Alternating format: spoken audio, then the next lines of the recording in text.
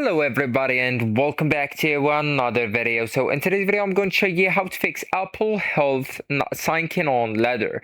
So if the Apple Health app is not syncing with Ladder's app, the issue is usually caused by permissions, Apple Watch connection problems, or health data source conflicts.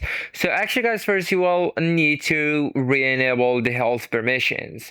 So on your phone you will need just to go and look for the health app. Okay, so for example this one, and here you will need to tap your profile photo that's located at the top right corner here, and then you will need to look for the apps option. It's the first one on the privacy. Okay, so once you tap it, you will need to locate Ladder and tap on it, and there you go. So right here you will need to turn on the workout, the active energy option. It's the first one, the heart rate right here, and also the steps and fitness tracking. So if they are already enabled, toggle everything off and restart the phone, then enable them again. Also guys, you will need, as I told you, to restart both the iPhone and Apple Watch. So this fixes many sync failures after iOS and watchOS updates. Multiple Ladder users also reported that reboot immediately restored